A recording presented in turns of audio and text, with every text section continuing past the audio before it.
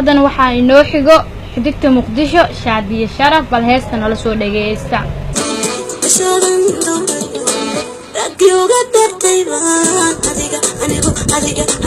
adiga ku dhiibaya la dhiibaya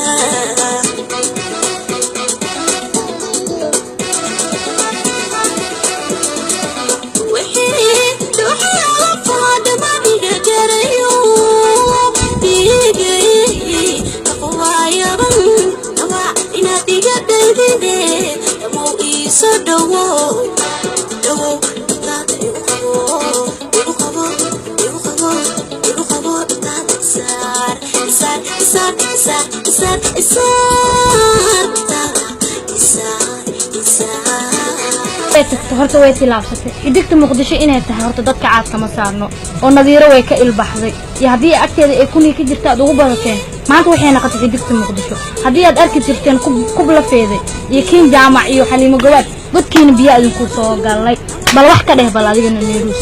Shaadiye Sharaf horta hore aad ay tilaabsatay dhankasto heestaana ma uu ku sii jirtaba oo waxaan isleeyahay heestii ugu horeysay ee fan la qaado ama dance waalan inay ku soo baxsanto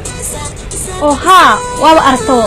هس أهان ملوت لجيسناي مقال أهان هس نينك مقال كذا أركو أسيء بس كتجايبه وحديت مقدشة إنها تهاي عادتك كما بصارنا بق مركزتك دواء كإل بحلبه هدي مقال جستان كين جامعي بتكود ولا لابتين ما أنت مقدشة كشيدان تهاي إيه شادي مالسي كرا Shaadiye Sharaf رجع إنه دمر كفودرت أصوب حريبه مدام أوجدنا إن waxyaalo badan ay sameynayso heestana aan loo dhageysanaynin muuqaal ahaan ama hees ahaan ee loo fiirsanayo waxyaalo kale aan u jeedno labis waali ah inay soo wala sidika horta ragga Soomaaliyeed midka uu horeeyay oo kula soo hadlo wuxuu ku leeyahay sida Shaadiye amal ma tahay Shaadiye nimanku waan ugu dirto uu horeen laakiin xiddigta Muqdisho inaad tahay qofka daba hadli karto ma lahan waayo waa ku qirsannahay imaamad dhan ma u baahan waa lagu tuuro imaamadda